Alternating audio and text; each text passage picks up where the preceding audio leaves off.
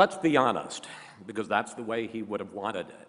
At some point or other over the years, not just Morley, not just Ed, many people in this room were not speaking to my father. Maybe he poached one of your stories, maybe one of his needling remarks hit a little too close to the bone. My Mike Wallace moment came in the fall of 1997. I was working for the ABC News magazine Primetime, and I was set to do a profile of the comedian Chris Rock. I'd read the research, I prepared the questions, the crews were set up for the interview that day, but less than an hour before the shoot, word came that Rock was suddenly backing out. Why? Because 60 Minutes had suddenly decided to do a profile of Chris Rock. Well, pretty soon I realized that my worst fear had been realized. My old man had stolen the interview, and he knew he had stolen it from me. As you can imagine, we had quite a phone call, and it finally came down to me saying, you know, I guess you're going to have to decide who's more important to you, Chris Wallace or Chris Rock. Long pause. I finally said, Mike, are you still there? He said, I'm thinking. The upshot is my father gave up the interview, but he kept it for 60 Minutes and gave it to Ed Bradley to make up for the Manuel Noriega interview, which I took as a big concession. And yet, all of us are here today mourning his death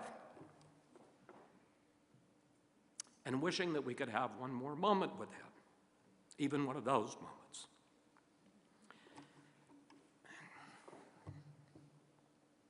I've been thinking about a lot since my dad died. Why was someone who could be so exasperating, so endearing? Why did so many of us in this room love him so much? And what I've come up with is this. Yes, he could be difficult, even impossible, but I think that we all knew that deep down he had a good heart. He was a nice man. He could certainly be naughty or even bad, but he wasn't mean. One of the joys of the last few weeks has been hearing so many stories I didn't know of my father's acts of kindness. Bringing in journalism students who'd just written him a letter to give them career advice, reaching out to strangers brought low by depression to give them some hope. Growing up as Mike Wallace's son was not easy, and some of the qualities that made him a great reporter made him a pain in the neck at home.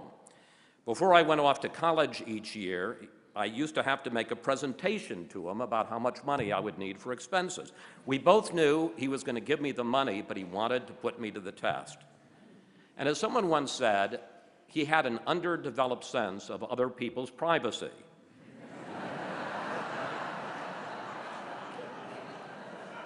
Can you imagine coming home from a date and Mike Wallace is waiting up for you? Where did you go, he asked. What did you do? How do you explain this hidden camera video? I'm going to channel my inner Mike Wallace for a moment, tap my DNA, because I want to set the record straight on a couple of points, forgive me, as he would say, that have been made today. First of all this foolishness about my father being riddled with insecurity because he had acne as a young man. That may have been true in 1935. But for the last 40 years, he was a star, and he knew it. I can't tell you how many women, for some crazy reason, felt the need to inform me, his son, how sexy my father was and how they had a secret crush on him. Some of those women are in this room today. You know who you are. I've also heard a lot of commentary since my father's death about what a great performer he was, what a great interviewer. Yes, he was both, but he was much, much more than that. He was the best journalist I've ever known. This is a man who started reporting on the civil rights movement back in the 50s when he went to Little Rock to sit down with Arkansas Governor Orville Forbes. In 1959, he did a groundbreaking documentary called The Hate That Hate Produced, before most people knew who the black Muslims even were. He introduced me to Malcolm X when I was 16, and I'm delighted to say that Malcolm's eldest daughter, Ambassador Shabazz, is here today with us.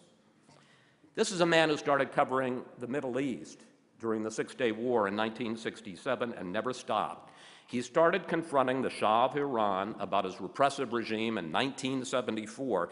He didn't just walk into the famous interview with the Ayatollah Khomeini. He had earned it through years of solid, serious reporting. Some of you know that it took a long time for my father and me to find our way to each other. He was busy pursuing his career, and I spent my early years trying to get out from his shadow. We always loved each other, but there was an underlying tension. The turning point came almost 20 years ago. My other dad, another CBS News giant, Bill Leonard, died, and my first marriage broke up. I think my father always felt that he was somehow excess baggage while Bill was around, and if there was one thing my father knew about, it was divorce. In any case, for months, while Mike was traveling the world for 60 Minutes and I was doing the same for prime time, he would track me down every night, and give me a call just to ask how I was doing, and that's when we really became father and son. About 20 years ago, he was sitting on the porch of his home in Martha's Vineyard, and my father said, one of the blessings of having such a long life is that he had time, and I remember exactly how he put it, that he had time to make amends. He knew he had broken some crockery along the way, had hurt some feelings, and he wanted to make up for it. He reached out to members of his family, and I know he reached out and reconciled with many of you. Maybe the best thing he ever did, more meaningful than any investigation or any interview, is back in 2000, he fixed up his grandson, Peter, with Morley's producer, Jennifer Braheny. By the way, he wanted to chaperone the date, but luckily he was called away at the last minute to interview Milosevic. Peter and Jen have been married now for almost 8 years, and they gave Mike 3 great-grandchildren who you saw walk in here. 2 of them are still here, whom he adored, William, Caroline, and James. The last few years weren't easy for my father. This man with such a keen intellect and such a quick mind began to slip. But as your faculties are stripped away, doctors say that what's left is the essential person. And what remained of Mike Wallace was a sweet and gentle man. The last time I saw him, I took the train up to New Canaan with my daughter Megan to introduce him to his other great-grandchild, Sabine. At the end of a wonderful visit, I told him I loved him very much. Again, there was that long pause, and I said, Grandpa, this is the point where you're supposed to tell me you love me. And he dutifully said, I love you too. I remember walking down the hall and turning back to see his silhouette against a window and wondering if I would ever see him again. I never did. But we had one last great conversation. Lorraine and I were on vacation in Florida a few weeks ago, and the phone rang, and it was Mike.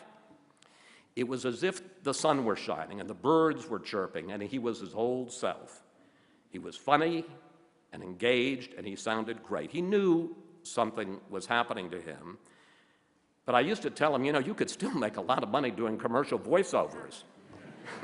And we both laughed. Even in his diminished state, there was no one who was more fun to be around. He was still Mike Wallace, and that was still plenty. On behalf of his beloved Mary, my sister Pauline, our brothers Yates, all the grandchildren, and yes, the 4 great-grandchildren, I want to thank you all for coming today to pay tribute to my dad, for all the bumps in the road. He loved you, and he knew you loved him, and that has made these last few weeks a little easier. So long.